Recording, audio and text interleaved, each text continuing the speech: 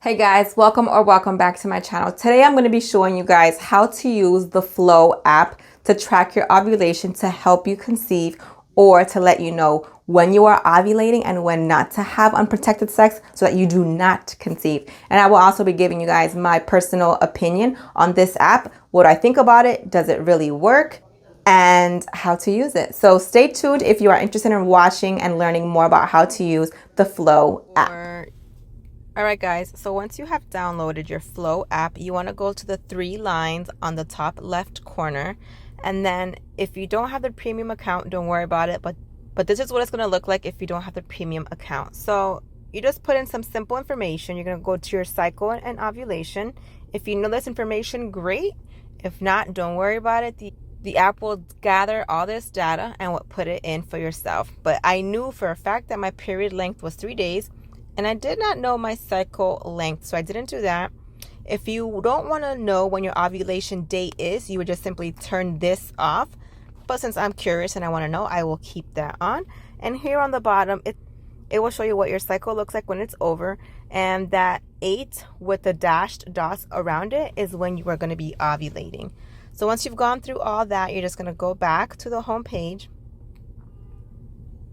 And this is what your display would look like. One of the great things about this app is that it lets you know when are you going to be ovulating, your chances, and it will also let you know when your period is coming. So here it says that I have a low chance of getting pregnant. If I go to the calendar up here on the top right, it'll actually show me that I'm supposed to be ovulating on the 12th of December. So if I click on the numbers leading to the 12th of December, it'll tell you that I have a chance to get pregnant because I am now entering my fertile window. So everything here in blue is my fertile window. So I have a chance to get pregnant on the 9th, chance to get pregnant on the 11th, chance to get pregnant. And on the 12th, there's a high chance of getting pregnant, chance to get pregnant, chance to get pregnant, and so on and so forth. As I keep tapping, the chances obviously decrease because I have now gotten out of my ovulation window. So up here in red are your days that you've submitted as your period dates. If you need to edit your period dates, you would just click on the date that you want to edit and you click edit period day, and you can add if your period has been extended, or you can shorten if your period is shorter. But typically my periods are 3 days, so I will keep those checked and press save. What's also really cool about this is that let's say on the 1st, let's just pretend that today's the 1st. So I'm going to click on the 1st. Today's my first day that I got my period. So then down here at the bottom, it says add weight, mood, or symptoms. So here you can put if your period was light, medium, or heavy, how much water you drank, your sleep, what your weight looks like, if you had sex. Let's just say I didn't have sex, so I'm going to put didn't have sex. I was calm. I had some mild cramps, no discharge, and let's say I consumed some alcohol that night. So I'm going to apply all these symptoms. All right.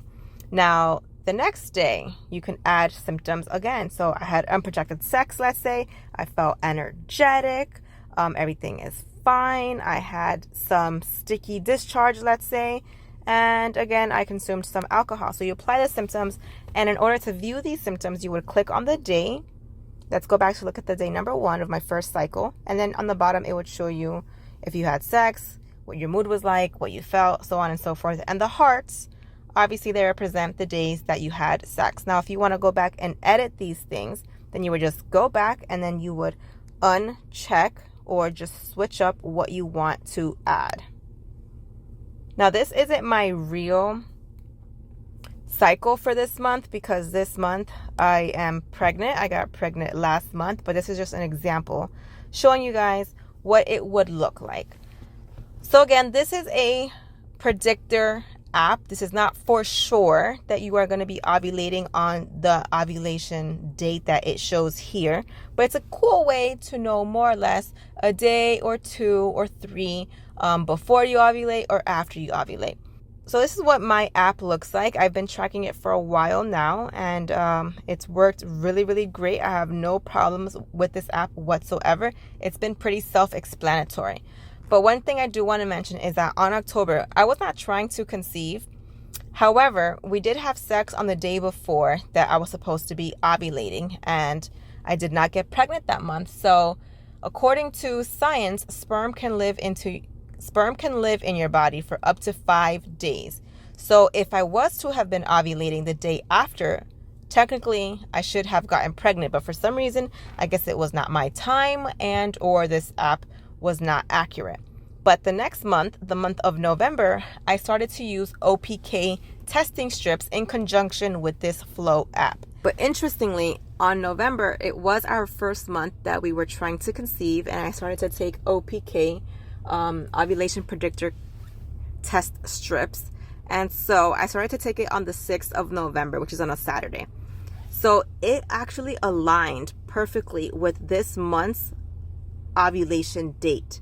According to my OPK testing strips, I had an LH surge peak on the 14th. We did have sex on days 12, 13, and 14 because as my line progression showed, I was getting close to ovulation. So I didn't want to risk it, and we just banged it out those 3 days.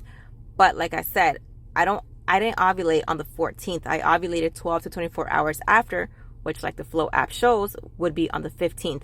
But according to science, like I said, sperm lives in your body for up to 5 days. So apparently that sperm was able to fertilize that egg on Monday. But it's interesting because in October, we had sex the day before again on the predicted ovulation day and nothing happened. But in October, I was not taking my OPK test strips, so I don't really know if that month was off by like a day or two. But yeah, I'm not sure. But either way, this is a great app so that you know what your window is. You can add your symptoms, your moods, keep track of your period, keep track of your fertility window to know, all right, this is not a good week to be having unprotected sex, or this is a great week to be having unprotected sex. So overall, this app was really good and I would totally recommend it. I'm not sure what the premium package looks like since I had the basic package, but if you want to try it out, it shouldn't be too expensive and you might get an even more exact window. Another thing that I wanted to mention here, if you press this X here and you scroll down, it'll let you know how long your cycle is, how long it usually lasts, and the cycle length variation. Here you have your cycle history and you can see all of that. So if you want, you can actually go back up here, and now that you know your cycle length, you can put it up here. All right, guys, I hope I was able to show you guys and explain myself well on how to use the FLO app and what to expect from it and how to read it. I thought that it was very useful for me. I only used it to try to conceive once, and it actually matched up with my OPK test. But without the OPK test, would I completely rely strictly on FLO? No, I wouldn't, because as I mentioned in October, when I had sex the day before my supposed ovulation, it didn't work for some reason. But this time when I had sex the day before my predicted ovulation, it did work. So I'm not really sure exactly what happened there, but I would definitely use this in unison with an ovulation predictor kit, which for me is a lot more spot on because it actually tests your LH surge.